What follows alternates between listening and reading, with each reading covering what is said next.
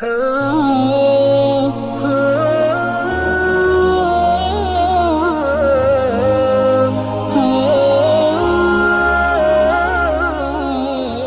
میں ایسے لوگ بھی پیدا ہوں گے جو اس دین کو بدلنے کی کوششیں کریں گے، مگر تمام تک کوششیں ناکام ہوں گی۔ انسانوں کی کوششیں ناکام ہوں گی، شیطانوں کی کوششیں ناکام ہوں گی۔ لا یاتیہ الباطل من بین یدیہ ولا من خلفہ تنزیل من حکیم حمید۔ یہ اس غالب کی طرف سے نازل کیا ہوا ہے، کوئی اس کو نہیں بدل سکے گا۔ اور پھر اللہ کے محبوب صلی اللہ علیہ وسلم کا یہ فرمانا، لا تزال طائفۃ من امتی علی الحق، قیامت تک ایک طبقہ رہے گا جو اس دین کے اوپر عمل کر کے انسانوں کے لیے عملی نمونہ پیش کرے گا اور حجت قائم کر دے گا کہ کسی دور کے اندر دین پر عمل کرنا مشکل نہیں ہے۔ دین کی حفاظت کی ذمہ داری اللہ نے لی ہے، اور حضرت مفتی صاحب جیسے علماء یہ آپ سمجھ سکتے ہیں اللہ کی حجتوں میں سے ایک حجت ہے کہ ایسے لوگ پیدا ہوتے رہیں گے، یجدد لہم دینہم، جو لوگوں کی افکار کو بھی درست کریں گے، لوگوں کے اعمال کو بھی درست کریں گے، اور جس اعتدال والے اور کنتم امۃ وسطا،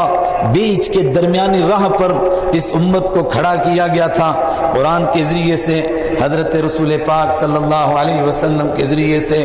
ایسے لوگ پیدا ہوتے رہیں گے جو اسی اعتدال والے راستے کے اوپر امت کو کھڑا رکھیں گے، اس میں نہ افراط ہونے دیں گے، نہ تفریط ہونے دیں گے، نہ امت کو ادھر جھکنے دیں گے نہ ادھر جھکنے دیں گے، برابر وہ مسلسل ان کے افکار کو بھی درست کریں گے، اعمال کو بھی درست کریں گے۔ مسئلہ کیا ہے؟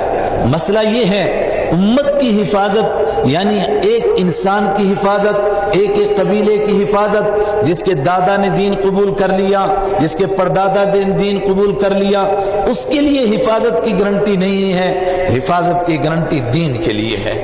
اور اس کے ساتھ میں یہ چیلنج ہے، ان تتولوا یستبدل قوما غیرکم، اے انسانوں میرا دین قیامت تک رہے گا، اگر تم دین سے ہٹو گے، میرے نبی کی سنتوں کو چھوڑو گے، دین کے افکار میں تم سے کتر و بیونت ہوگی، ذرا سا اعتدال سے ادھر ادھر ہٹو گے، یستبدل قوما غیرکم ثم لا یکونوا امثالکم، قیامت تک وہ لوگ پیدا ہوتے رہیں گے جو دین کو صحیح طریقے سے اس پر عمل کر کے دکھائیں گے، ثم لا یکونوا امثالکم، وہ تمہاری طرح نہیں ہوں گے۔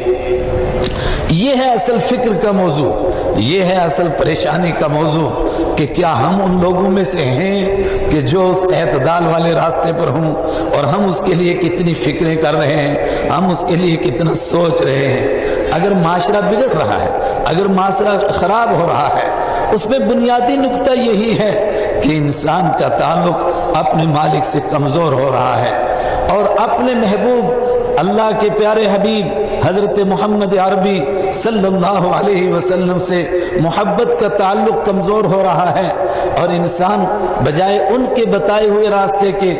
دوسرے راستوں کو دائیں بائیں تلاش کر رہا ہے۔ آج پوری دنیا کے اندر ایک نگاہ طائرانہ ڈالیے، کیا یہ آیت 1400 سال پہلے نازل ہوئی، لیکن آج جب ہم اس آیت کو پڑھتے ہیں تو ہمیں نہیں لگتا ہے کہ ایسا لگ رہا ہے جیسے یہ آج کے لیے نازل ہوئی ہے۔ لا تتخذوا بطانة من دونكم لا يالونكم خبالا ودوا ما عنتم قد بدت البغضاء من افواههم وما تخفي صدورهم اکبر۔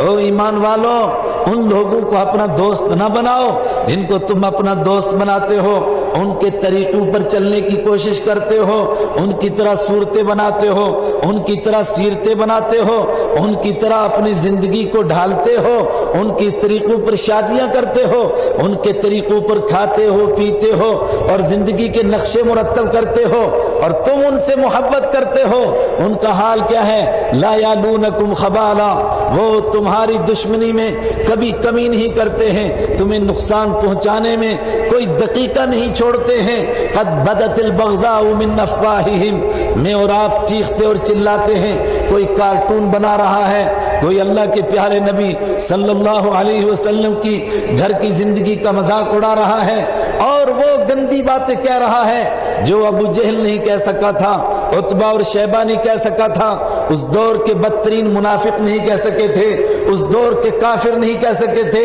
وہ باتیں کہہ رہا ہے۔ قد بدت البغضاء من افواہہم، اور قرآن کریم کہہ رہا ہے یہ کوئی حیرت کی بات نہیں، یہ ان کے اندر کی دشمنی ہے جو کبھی کبھی چھلک کر ان کے منہ پر آ جاتی ہے۔ وما تخفی صدورہم اکبر، اور جو کچھ دلوں کے اندر چھپا کر رکھا ہوا ہے وہ اس سے بڑا ہے، وہ بہت زیادہ ہے، تم اس کو نہیں سمجھتے ہو، مگر تمہاری بدقسمتی کیا ہے؟ ہاں انتم اولئک تحبونہم ولا یحبونکم، کبھی دیکھو اس کو سوچو، ہاں انتم اولئک تحبونہم، تم ان دنیا کے بدترین خلائق جن کو قرآن کریم کہہ رہا ہے ان الذین کفروا من اہل الکتاب والمشرکین، وہ انسان جو اپنے مالک کے منکر ہیں، اس کو اپنا مالک نہیں مانتے ہیں، وہ اپنے آپ کو اہل کتاب کہیں، وہ اپنے آپ کو مشرک کہیں، اولئک ہم شر البریہ، یہ کائنات میں بدترین انسان ہیں، مگر تمہارا کام کیا ہے او امت مسلمہ؟ ہاں انتم اولئک تحبونہم، تم ان سے محبتیں کرتے ہو، ان کی طرح داڑیاں کاٹ کے چہرے بناتے ہو، ان کی طرح بال رکھتے ہو، ان کی طرح لباس پہنتے ہو، ان کی طرح فحاشی میں مبتلا ہوتے ہو، ان کی طرح گناہوں میں مبتلا ہوتے ہو، بے پردگی کو ان کی طرح اختیار کرتے ہو، اور دین کی دھجیاں اڑاتے ہو، ان کے طریقوں کو اپنانے کے لیے ان کو اپنا آئیڈیل بناتے ہو۔ تحبونہم، تم ان سے محبت کرتے ہو، ولا یحبونکم، وہ تم سے محبت نہیں کرتے۔ کبھی سوچا ہوتا تم نے ان کا ہیٹ بھی پہنا، تم نے ان کے ایک ایک طریقے کو اپنایا، کبھی ان کو اس کا خیال آیا کہ تمہیں لبھانے کے لیے صحیح، تمہیں خوش کرنے کے لیے صحیح، تھوڑی دیر کے لیے وہ تم سے محبت کرتے اور تمہارا لباس پہنتے، کوئی تمہاری پگڑی پہن لیتا، کوئی تمہارا جبہ پہن لیتا، کوئی تمہاری داڑھی رکھ لیتا، کوئی تمہارے طریقے سے تمہاری معاشرت کو اختیار کرتا، کوئی تمہارے اخلاق کو اختیار کر لیتا، کوئی تمہارے کردار کو اختیار کر لیتا، کوئی معاملات میں تمہارے جیسے معاملے کرنے لگتا، تم سے محبت کرتا۔ ہاں انتم اولئک تحبونہم ولا یحبونکم، ہائے بدقسمت انسانوں، اس کے باوجود تم ان سے محبت